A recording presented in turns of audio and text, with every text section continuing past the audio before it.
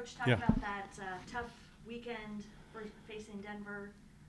You guys had a plan. It didn't seem like it came together the way that you wanted to. Yeah. What are you taking out of that weekend? Yeah, those are tough. I mean, it's hard. Anytime you lose, and first time this season losing 2 in a row too, I think was, obviously we're all competitive and the players, and you want to do well, and so when you have 2 losses, it's tough to swallow there. So you have to, but it's also just a loss. You have to understand, hey, there's a winner and a loser, and you got to give them credit too. They're the number one offensive team in the country for a reason. But the biggest thing you got to do is you can't feel sorry for yourself. You gotta make sure you kind of wash it and then get to work and do what's necessary to prepare yourself best for your next opponent there. So again, not happy about it, and those are tough to, especially first time this season, to have that happen with back-to-back losses there in a series. But again, I like our energy. We got to work on Monday and today and Tuesday as well, and just got to keep moving forward. So that's our mindset now, and preparing for St. Cloud. Got to be a great feeling to also be getting close to get another series going in this league, and things can be erased. Memories can be erased pretty quickly that way with some good success up here at St. Cloud, right? Yeah, exactly. I think you got to always, you're always looking at the next challenge and what these next 24 hours look like here, and making sure you're prepared. And obviously, we're going up to a good St. Cloud team that's top of the standings there, and in their rink here. So we got lots to work on, lots to focus on this week here to keep us occupied, to make sure we're prepared as best we can. What kind of things are you doing to prepare for St. Cloud? What can we expect to see out of that series?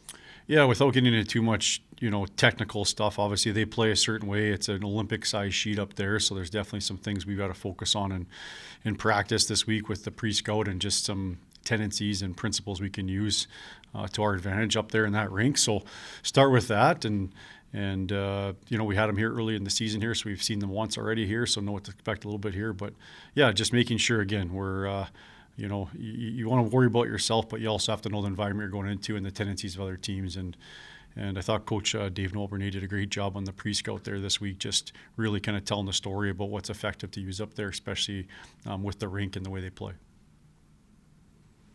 What are some of the things as far as the dimensions? You play that down. I know Coach Kemp used to talk about it on the old trips to Fairbanks and the big ice surface at the Carlson Center. Hey, the area between the dots is all the same. That room is extra on the side. Sure. You talk about that, or just some things to keep in mind? You just don't make a big deal out of it anymore. Yeah, no, it's different. I mean, it's different, right? The game's different. There's more space out there. There's different dimensions, as you said, for probably a few more possession entries and possession exits there with the increased size of the rink. So you talk about it there. It'll be nice to get a practice up there on Thursday, too, just to get the goaltenders used to their angles and the defense and forwards used to the different dimensions there. So, it definitely affects the game, but also it's nice we got a chance to practice up there tomorrow and get used to it. Scored first both nights against Denver. How do you kind of keep that momentum going against St. Cloud?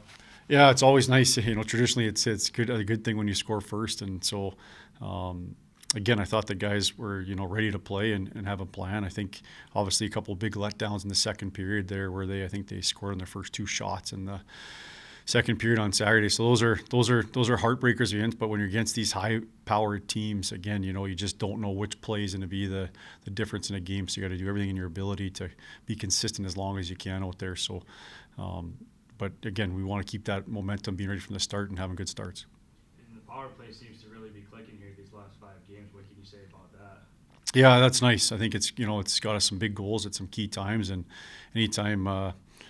You can win the special team battle or do well in there, usually that bodes you well for the game. And as we saw last weekend, you don't know when the penalties are going to come and how often they're going to come. And obviously against a team like Denver, you don't want to be in a heavy penalty situation. I mean, that's the best case scenario for them probably, and worst for us. And so, but you're going to be there at times depending on the officiating, and you have to, that's why, your excuse, there's no excuse. You got to work on it. You got to be good at it when you get the opportunity to be on the power play or the penalty kill. So it's nice to see that we're making some strides in the power play for sure. Zach Erdahl really got things going on Friday night. He's been kind of that spark on Friday nights, getting that first goal, I think 3 weeks now.